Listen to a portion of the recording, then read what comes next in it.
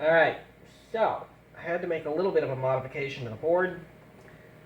Unfortunately, the scheme I had come up with where the stepper clock was also the clock for the shift registers, it works great for the outputs to the displays. Unfortunately, it's too slow to read all of the inputs. So I've changed it around so that now every step of the motor is actually where we load the inputs into the shift register, and there is now a separate shift register clock for the input for 74165s. Little mod to the board. I've already changed the board layout in the design on the computer, so the next batch of boards that I order will be, this will be done in traces on the board, not jumper wires. I had to cut a couple of traces there and run a couple of jumper wires over here to the shift registers. But it's a little annoying. I'm a little disappointed. I was kind of hoping that it was all going to work. I kind of wanted it all to work as it was, but, you know, it is what it is. Alright, so I've got this thing here that I'm really only using for power. I'm trying to think. I do have a USB power adapter here. Might save me having that long wire going over to the computer. Of course, that's assuming this adapter doesn't just like fry something. That would kind of suck. Still a little short. There we go. All right. So you plug it in, and so the displays. Wow, this is a pain in the neck. Alright, so the displays all use the same data and clock. They have a different latch for each display. So, like, if I reboot this, it plugged into that port. That shows the bonus score, because that's the player 1 bonus display.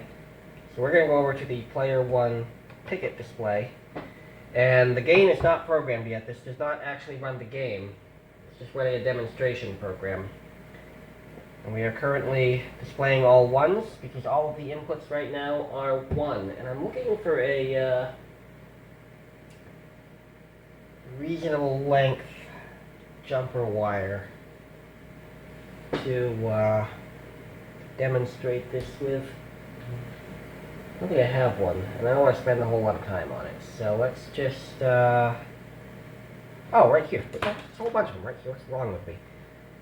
Alright. So,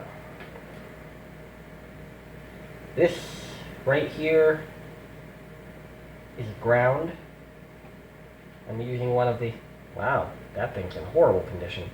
Alright, let's try the orange one. These wear out apparently. Alright, so the orange one is now ground. I'm plugged into player 1. I'm gonna turn these lights off maybe, see the displays better. Hopefully you can still see the board. I don't know if you can see the board to begin with. I don't know what the camera angle, but alright, so player 1 coin is J201 pin 3. That first digit changes to a 0 when I touch the coin. Player 1 shoot sensor is J201 pin 9. Player 1 score sensor, which is the hopper output, hopper sense, is J202 pin 6. And player 1 bonus sensor is J203 pin 3. So that's all of the player 1 inputs. As I scan across the inputs, you can see that it only triggers on the correct ones. I guess all you're seeing is that each one triggers once.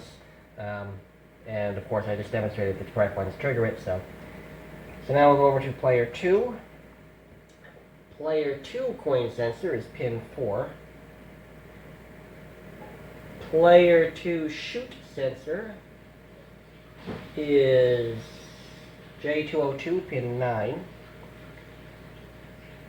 Player 2 score sensor, player 2 score sensor is J202 pin 7, which is 2 to the left, yep.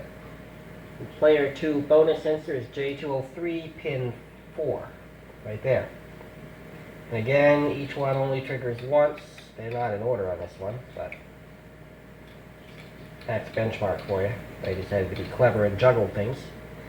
So now we'll go to the player 3 score display. I can hear that power supply making horrible noises. Player 3 coin sensor is on J201 pin 10, right there. Player 3 shoot sensor is J202 pin. Oh. I just shorted it, I hit reset. J202 pin 10 is the player 3 shoot sensor. Yeah. The player 3 score sensor, the hopper sense, is J202 pin 8, right here. And the player 3 bonus sensor is J203 pin 5, right there. Again, I'll scan across to show that each one only triggers once, although not in order again, but welcome to benchmark. So that's all of the inputs are finally working with the modded board. The next step is to program the game logic and have this thing actually showing the score. Also for interest, it's interesting to me anyway. I don't know if that program is still running or not. Yeah, it is. If I boot it with there's an extra display output, which I'm going to use. I don't know what I'm going to use it for, but it's there. And if I connect to that output, that one is showing the hexadecimal value of all of the pins, all of the input pins. So as I scan across the input pins, you will see that with each one that's actually wired, 1 bit will change.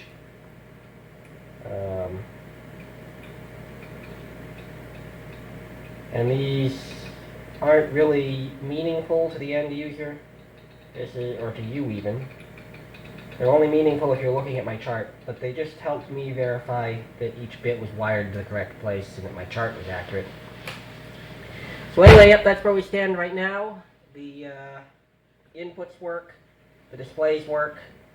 I got to program the game logic, and the ticket inputs, the ticket notch inputs, which are, where are they?